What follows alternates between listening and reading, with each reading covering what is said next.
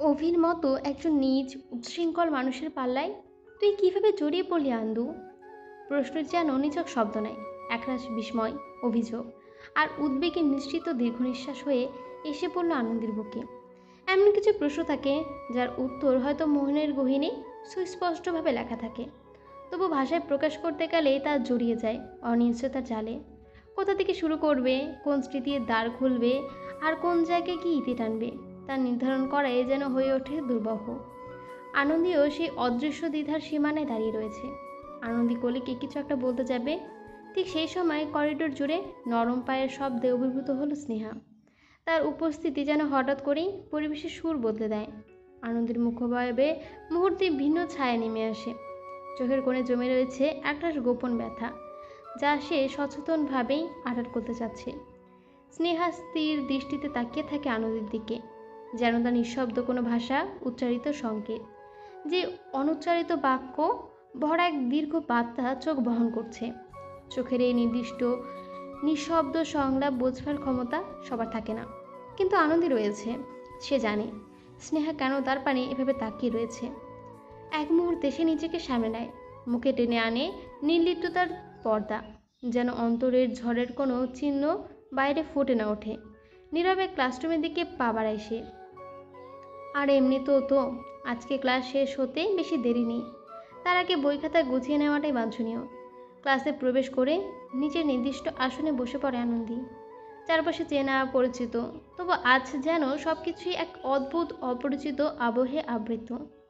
বসতে তার দৃষ্টি গিয়ে স্থির হয় ব্যাগের ওপরে। চেনটি একটুখানি খোলা, ভ্রু কুচকে ওঠে তার।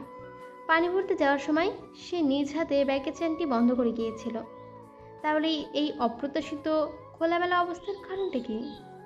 অন্তরে এক শীতল শঙ্কা ধীরে ধীরে বিস্তার লাভ করতে থাকে আনন্দীর, যেন অদৃশ্য কোনো আশঙ্কা নিঃশব্দে এসে তার মনকে আচ্ছন্ন করে ফেলেছে। সতর্ক আঙ্গুল ধীরে ধীরে ব্যাগের চেনটি খুলতে থাকে সে। চারপাশে তখন সহপাঠীদের হাসি ঠাট্টা, কিনা কোলাহল, কিন্তু আনন্দের কাছে সব কিছুই যেন দুরাগত, অস্পষ্ট। তার মনোযোগ সম্পূর্ণভাবে নিবদ্ধ হলো ব্যাগের অভ্যন্তরে। সম্পূর্ণ চেন খুলে ব্যাগের ভেতরে হাত ঢোকাতেই যেন অচেনা এক স্পর্শে থমকে যায় আনন্দী। আঙুলে লেগে রয়েছে মসৃণ কাগজের ছোঁয়া, আর সঙ্গে টাটকা গোলাপের নরম পাপড়ির শীতলতা। বিস্ময়ে ভ্রু কুচকে ব্যাগের ভেতর থেকে বের করতে দেখা যায় একটি সাদা খাম, আর তার সঙ্গে লাল গোলাপ। চারপাশে দাঁড়িয়ে থাকা বান্ধবীরা যেন এই মুহূর্তের অপেক্ষায় ছিল। এই দে, দেখি দেখি বলে মুহূর্তেই খামটা কেড়ে নেয় তারা। কারো চোখে দুষ্টুমি, কারো মুখে চাপা হাসি। খাম খুলতে ভেসে উঠল সুস্পষ্ট হাতের লেখা, অনার্স দ্বিতীয় বর্ষের এক বড় ভাইয়ের প্রেম নিবেদন। আনন্দের কপাল সঙ্গে সঙ্গে কুঁচকে গেল, বুকের ভেতর হালকা বিরক্তির ঢেউ উঠেছে। আজ তো পাশের ভার্সিটি বন্ধ, তাহলে চিঠিটা এলো কিভাবে? মনে মনে প্রশ্ন জাগে তার। একটু পরেই রহস্যের জট খুলে যায়।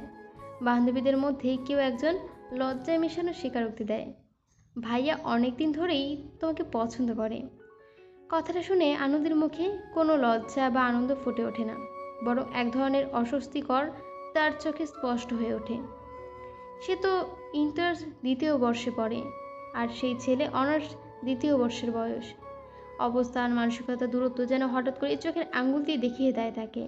এখন মোটামুটি সবাই প্রেম নামক মধুটি সেবন করে চলেছে, কিন্তু আনন্দী, সে তো ক্লাস 10 থেকে অভিনামক অভিশপ্ত নামের সাথে জড়িত। হয়তো নতুন কলেজের কেউ তেমন একটা জানে না অভি সম্বন্ধে, তাই তারা এমন করছে। ঠিক তখনই ছুটির বেল বাজে। ক্লাস শেষের ঘন্টা বাজতেই চারপাশে এক অদ্ভুত কোলাহল ছড়িয়ে পড়ে। ছুটির সেই চেনা উচ্ছ্বাসের ভেতরেও আনন্দের মন ভারী হয়ে ওঠে। চিঠিটা ব্যাগে গুজে নিয়ে বাইরে বেরোতেই তার দৃষ্টি আটকে যায় একটু দূরে, রোদে ঝলমল করা রাস্তার পাশে দাঁড়িয়ে থাকা অভিকে দেখে। কালো বাইকের পাশে হেলান দিয়ে, চোখে সেই চিরচেনা গভীর দৃষ্টি। তাকে দেখে অভি হালকা হাত তুলে ইশারা করে, এদিকে আয়। আনন্দী এক পা করে এগোতে যাবে, ঠিক তখনই পেছন থেকে একটা কণ্ঠস্বর ভেসে আসে, ওই শোন, ভাইয়া মাঠে দাঁড়িয়ে আছে, উত্তরের মাঠে। চিঠির উত্তর নাকি এখনই লাগবে। পা যেন থেমে যায় আনন্দীর। মুহূর্তের জন্য দ্বিধা তাকে গ্রাস করে ফেলে। দূর থেকে পুরো দৃশ্যটা লক্ষ্য করে অভি। হঠাৎ করে বাইক স্টার্ট দিয়ে সরাসরি আনন্দীর সামনে এসে দাঁড়ায় সে। কোনো কথা নয়, কোনো প্রশ্ন নয়, শুধু তীক্ষ্ণ দৃষ্টিতে একবার তাকায়। চিঠিটা কোথায়? গভীর স্বরে জিজ্ঞাসা করে অভি। আনন্দে কিছু বলার আগেই সে নিজের ব্যাগ টেনে নিয়ে খুঁজে দেখতে থাকে। একটি খাম এবং একটি গোলাপ। চিঠিটি পেছনে নিজের লোকেদেরকে দেয় অভি। এরপর আনন্দের হাত ধরে বাইকের পেছনে বসায়। নিজের টি শার্ট খুলে নিয়ে শক্ত করে আনন্দের কোমরের সঙ্গে নিজের কোমর বেঁধে ফেলে সে। এই অদ্ভুত তীব্র নিয়ন্ত্রণময় আচরণে আনন্দের বুক ধরফর করে ওঠে, কিন্তু সে কিছু বলতে পারে না। অভি এক ঝটকায় বাইক স্টার্ট দেয়। বাইকের গতি এতটাই জোরে ছিল যে ভয়ে আনন্দের রুহ অবধি কেঁপে ওঠে। শক্ত করে ধর বান্দির বাচ্চা, পড়লে হাড্ডি ভাঙবো। আনন্দী ভয়ে অভিকে শক্ত করে ধরে। তাদের গন্তব্য সম্পর্কে জানা নেই, কিন্তু অভির আচরণে বলে দিচ্ছে ভীষণ খারাপ কিছু হতে যাচ্ছে আজ। বাইক ঘুরে আনন্দের কলেজ থেকে একটু দূরে একটা জনশূন্য মাঠে এসে থামে। চিঠিতে যেই মাঠের কথা উল্লেখ রয়েছে, অভি সেই মাঠে আনন্দীকে নিয়ে আসে। বাইক থেকে নেমে আনন্দের হাত ধরে সোজা ছেলেটির কাছে চলে যায়। ওরা তোর পছন্দ? আনন্দী ভয় চুপসে যায়, মুখ থেকে কোনো প্রকার শব্দ বের হয় না। বান্দির বাচ্চা, কথা ক জলদি। এতক্ষণ পড়ছিলাম উন্মাদনা, লিখেছেন কায়নাত খান কবিতা, পর্ব 4।